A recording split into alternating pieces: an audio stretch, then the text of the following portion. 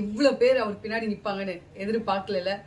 Super star ரஜினிகாந்த்லேருந்து super star Chiranjeevi வரைக்கும் சும்மா குரல் பல்லமாக கொடுத்துருக்காங்கன்னு நினைக்கிறேன். எங்கேயோ போய் சத்தம் டம்மு டம்மு டம்முன்னு கேட்குற மாதிரியே இருக்கு. ஹலோ, இது கலெக்ஷனுக்காக எடுத்த படம் இல்லை, எலெக்ஷனுக்காக எடுத்த படம். கடைசி வரைக்கும் இந்த படத்தை விடாம இருக்குன்னா அப்போ அவரை நினைச்சு எவ்வளவு பயம் இருக்கணும். பயம் இல்லாமையா இதை நிறுத்த முடியும்? இந்த ஃபீல்டை விட்டு போறன்னு சொல்லியும் பயத்தை வச்சுட்டு போயிருக்காருல, அதுதான் இளைய தளபதி விஜய். எல்லாரும் ஈஸியா ஒரு பிரசவத்துக்காக ஒரு குழந்தை காத்திருந்து பிறக்கிறதுக்கும் அதை நடுவுலயே கழுவ இருக்கிறதுக்கும் வித்தியாசம் இருக்கு. அதே மாதிரிதான் இந்த சினிமாவும். இதுல எத்தனை லட்சம் பேர் உழைப்பு இருக்கு, இதுல எவ்வளவு பேர் வட்டிக்கு வாங்கியிருப்பாங்க, இதுல ப்ரொடியூசர் எவ்வளவு வட்டிக்கு வாங்கி இவ்வளவு கஷ்டப்பட்டு அதை எடுத்திருப்பாங்க.